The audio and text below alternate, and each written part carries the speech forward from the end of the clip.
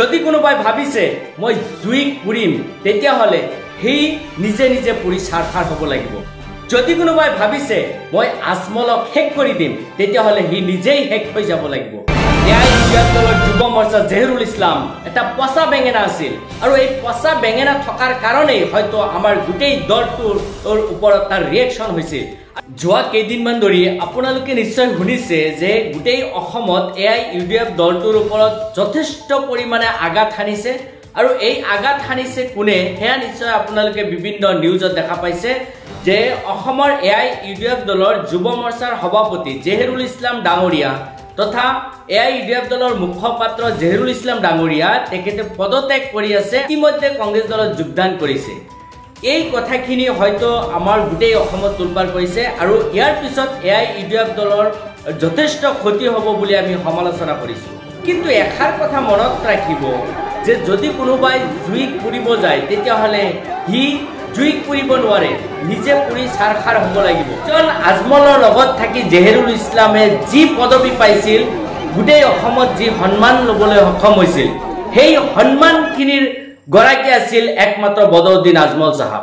আজি জহিৰুল ইছলামৰ নিচিনা মানুহে হয়তো এটা মেম্বাৰ হোৱাৰ যোগ্যতা সি অৰ্জন কৰিব নোৱাৰিলেহেঁতেন যদি এআইইউডিএফ দলত তেখেতক স্থান দিয়া নহ'লহেঁতেন।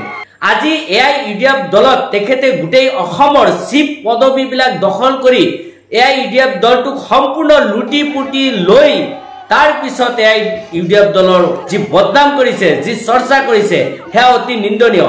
আৰু সবতকৈ নিন্দনীয় কাম হৈছে যে মাত্ৰ 2 মাহ হোৱা নাই আমাৰ লোকসভাৰ ইলেকশ্যনটো অনুষ্ঠিত হৈ গ'ল আৰু যি ইলেকশ্যনত ৰকিবুল হুছেইনৰ বিৰুদ্ধে কঠোৰ সমালোচনা কৰিছিল আৰু ৰকিবুল হুছেইন আছিল আজমল চাহাবৰ একমাত্ৰ প্ৰতিদ্বন্দ্বী কেণ্ডিডেট আৰু সেই কেণ্ডিডেটজনে 10 লাখ ভোটত হাৰি গৈছিল।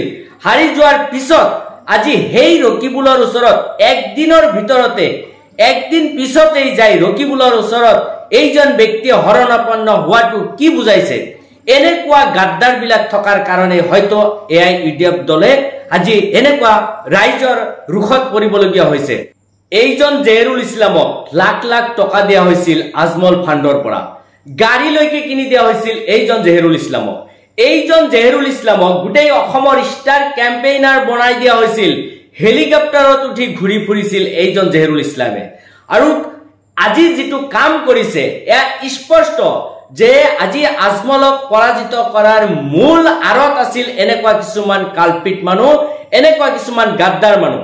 আৰু এই গাদ্দাৰসকলৰ কাৰণে হয়তো আজি আজমলৰ এনেকুৱা পৰাজয় হ'বলগীয়া হৈছিল। আজি অতি দুখৰ বিষয় যি জহিৰুল ইছলামে আজি হেলিকপ্টাৰত উঠি ষ্টাৰ কেম্পেইনাৰ হৈছিল, আজি সেই জহিৰুল ইছলামে কংগ্ৰেছত গৈ আছে। কংগ্ৰেছত যোৱাৰ পিছত হয়তো এটা সময়ত উপলব্ধি কৰিব এআইইউডিএফ দলটো ত্যাগ কৰি সি কিমান ডাঙৰ ভুল কৰিছে।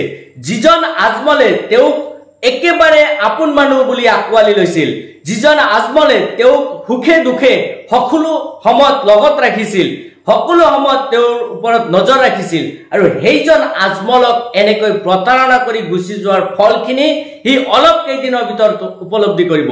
আজি এআইইউডিএফ দলত থাকি সি ৰাজভোগ উপভোগ কৰিছিল, সি গোটেই অসমৰ শীৰ্ষ স্থানত বহি সি মাত মাতাৰ এটা সুবিধা পাইছিল। কিন্তু কংগ্ৰেছ দলত যোৱাৰ লগে লগে সি অচিৰেই উপলব্ধি কৰিব যে টেবিল এটা চাফা কৰাৰ বাহিৰে তাৰ কোনো কাম নাথাকিব, দায়িত্ব নাথাকিব। আৰু এইটো কথা স্পষ্ট যে যদি কোনোবাই আজমল চাহাবক প্ৰতাৰণা কৰিব বিচাৰিছে, আজমল চাহাবক ধ্বংস কৰিব বিচাৰিছে, সেইজন ব্যক্তি কিন্তু নিজে নিজেই ধ্বংস হৈছে।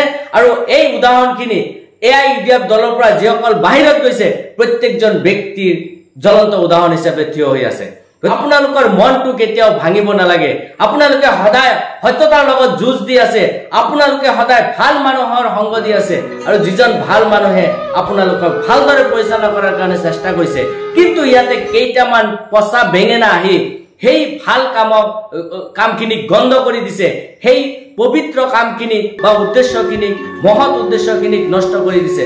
গতিকে তেনেকুৱা পচা বেঙেনা কেইটা দলৰ পৰা ওলাই যোৱাটো বেয়া কথা নহয়, সেয়া আমাৰ কাৰণে মংগল। গতিকে এইটো এআইইউডিএফ দলৰ কাৰণে যথেষ্ট এটা মংগল বা শুভ লক্ষণ বুলি ক'ব লাগিব।